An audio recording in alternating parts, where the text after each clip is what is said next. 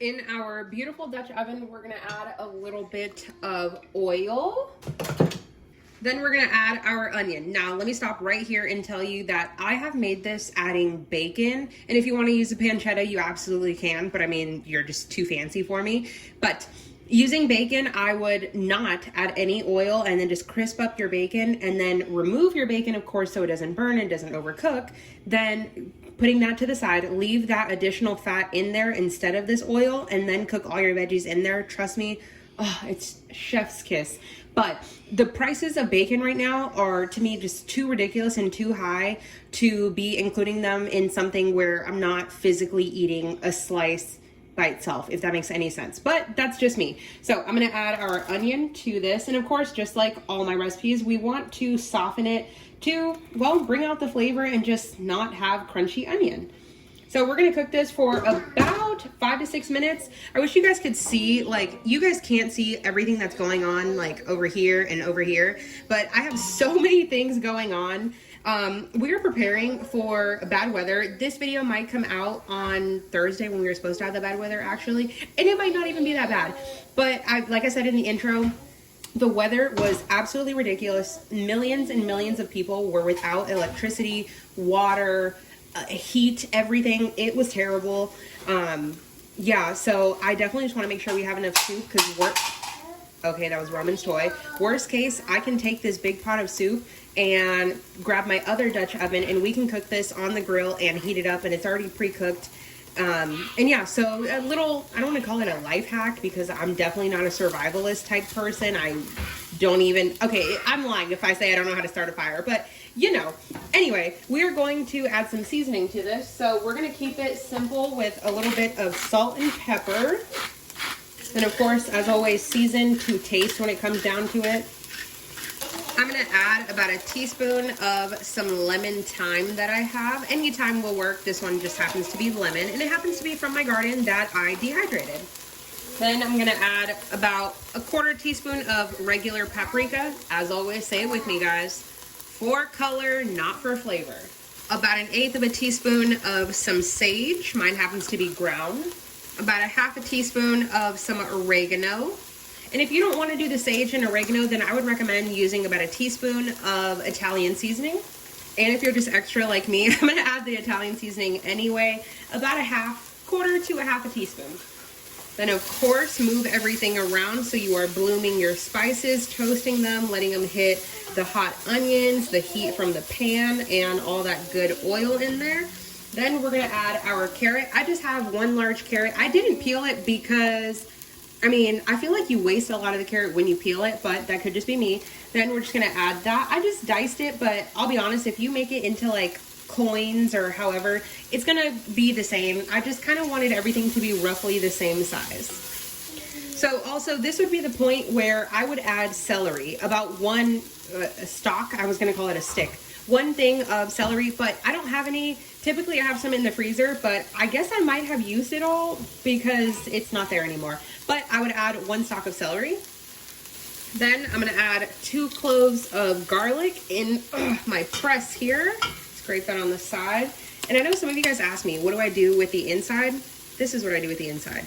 I toss it in because it is still flavor, and I know it looks big and piecey, but it is all going to cook out. Then you just want to make sure you scrape off the sides. And if you feel like your pan, like mine, is getting a little bit too hot, I'm just going to reduce the heat down a little bit. Oh, Roman is handing me his sippy cup like, hello, I would like some milk now. Okay, quick little intermission. So now what we're going to do is make a roux. Here I have 3 tablespoons of butter, so I'm going to go ahead and toss that in. Of course, we've talked about it a bunch of times, but if ever anybody is new here, I want them to feel like they know what I'm talking about as well. So a roux is just a mixture of equal parts butter, well, fat to flour. So in this case, my fat is butter, but you can use olive oil. Yes, you can use vegetable oil, but I will tell you, you're gonna get more of an oily taste rather than you are a flavored taste. So with olive oil, of course, you would get an olive flavor, but with vegetable oil, just not my favorite. But don't come for me if you are from the South and you're gonna say, well, when I make gumbo, when I do this, when I do that, I'm sorry. Okay, this is coming out real good. And then also you can see that while everything is kind of melting down, it's slowly picking up all of this beautiful fond that we have developed on the bottom of the pot.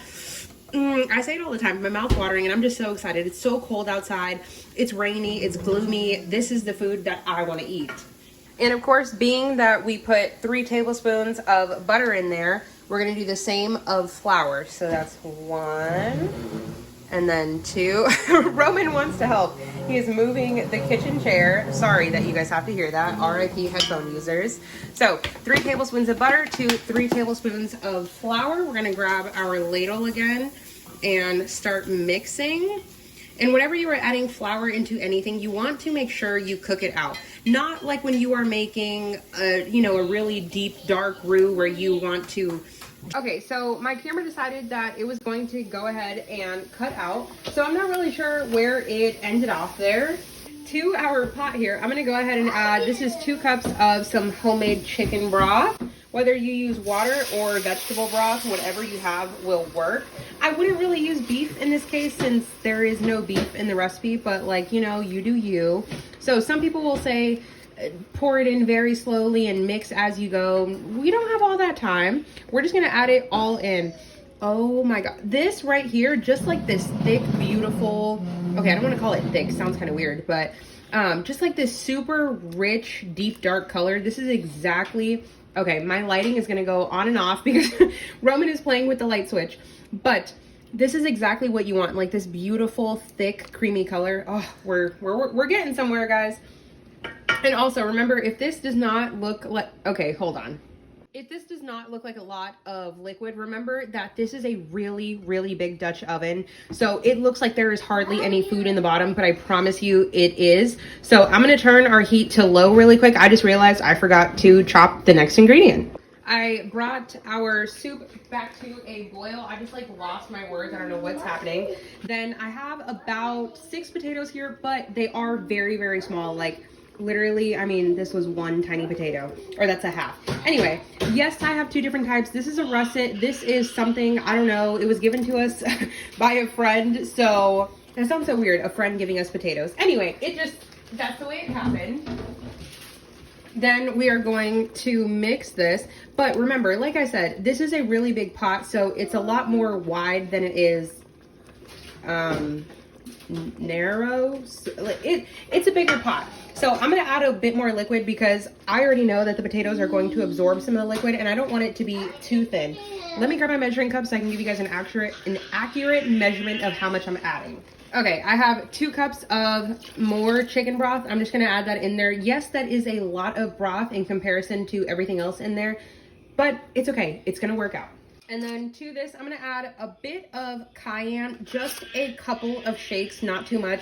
Remember, you can use red pepper flakes if you would like that instead, or even hot sauce, but you just wanna be careful because it is, of course, very hot. And if you don't like heat, feel free to leave it out. You are not gonna be missing much. Then we're gonna give it 1 final stir, and I want to make sure to kind of scrape the bottom to make sure we're not missing anything and go around the side so that nothing burns. Then we're going to tap all this off. I'm going to grab, oh, this lid is so heavy. We're going to grab our lid and I'm going to set that on there.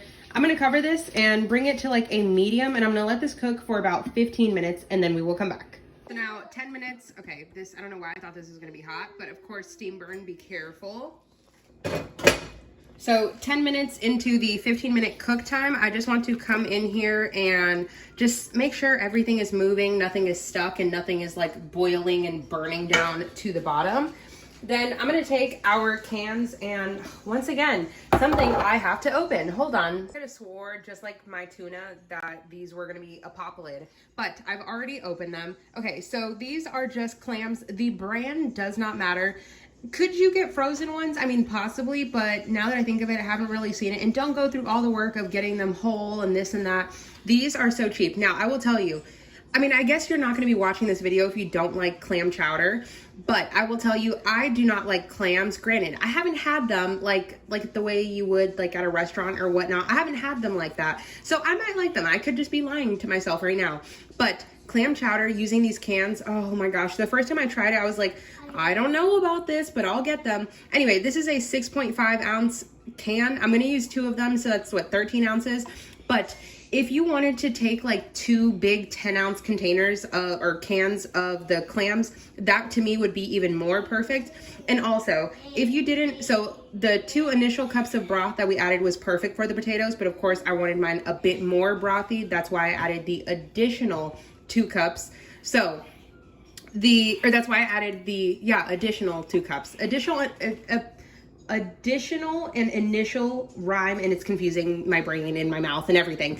But so we did 4 cups of broth in total. If you wanted to just do the 2 cups of broth and then drain your clam juice into a container, and then once you get an additional 2 cups, if you get that from your cans, or if not, then just top it off with a little bit more broth or water. So initially, or oh my goodness, in total you want 4 cups, whether that be all broth and some clam juice, all clam juice, however, do what your heart pleases. So we're gonna add the clams and the liquid. Now that I think of it, I haven't seen what a clam, yeah, that looks not very delicious, but I'm telling you, it tastes really good.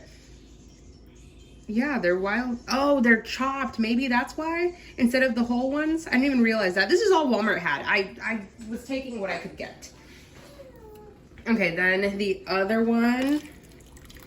Okay, yeah, maybe that's why they look weird. And I also could have opened the can a lot more, but that's on me. Okay, yeah, there's definitely not enough clams considering how much I'm making, but it's okay because, I mean, that's what the potatoes are for. We're just stretching our meals here. This is what happens when they decide to raise the prices of so many different things. We are stretching every meal. And I think we all know your girl is scraping out every last bit of this can because I paid for every bit of this can. Then I'm just gonna keep the heat on like medium and just let the potatoes finish cooking. The clams, of course, they're already cooked. We just want everything to heat up and get warm. So I'm gonna check our potatoes. Of course, the best way is to, okay, this actually is done. I'm gonna let this sit here for about 5 minutes just to fully warm up, and then we'll come back.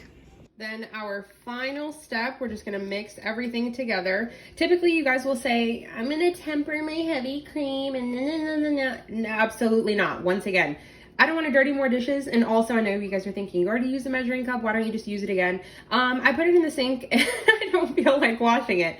So I'm gonna add a little bit of heavy cream. You can use half and half. You can also use milk, but like I always say, heavy cream is going to still leave you with a nice, thick, rich, creamy soup, whereas half and half is gonna give you a little bit of thickness, but still some thinness, and milk is just gonna give you the color and no viscosity, thickness. It's just gonna be really thin. So heavy cream or half and half.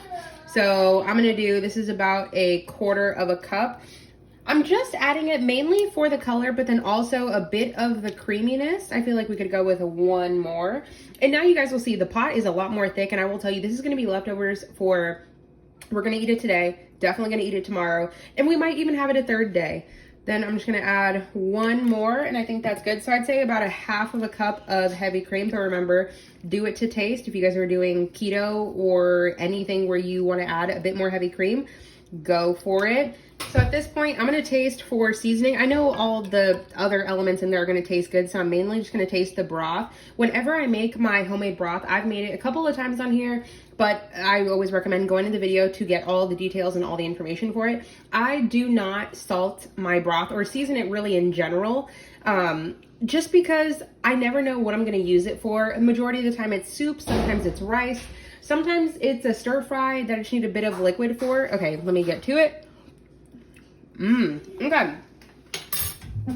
Definitely gonna add some bouillon powder to bump up that like chicken. I know I'm saying chicken, there's no chicken in here, but to bump up that chickeny flavor. That is a lot, but trust me, it needs a good amount of salt because my broth had no salt in it. So I'm gonna hit it with a bit more salt. And I know someone's watching this like, God damn, that's a lot of salt. It is, but I mean, it makes your food taste really good. And I feel like whenever I use bouillon, it's not me adding salt, it's just me adding like additional flavor. Yes, same spoon, 1 family here. I'm gonna taste again. Much better. Now I could add a bit more heavy cream to make it like thicker, so it's more like fall off or not almost falling off the spoon. This looks like clam chowder soup instead of like a clam chowder. It is because I added a bit too much liquid, but personally I think it's good because, like I said, stretching it further. Okay, I guess we will get this in some bowls and I will show you guys final products. I know you guys are looking for a final product shot that I said was going to be here. I got really hungry and forgot to record it, but it looks exactly like it did in the last clip, just in a bowl.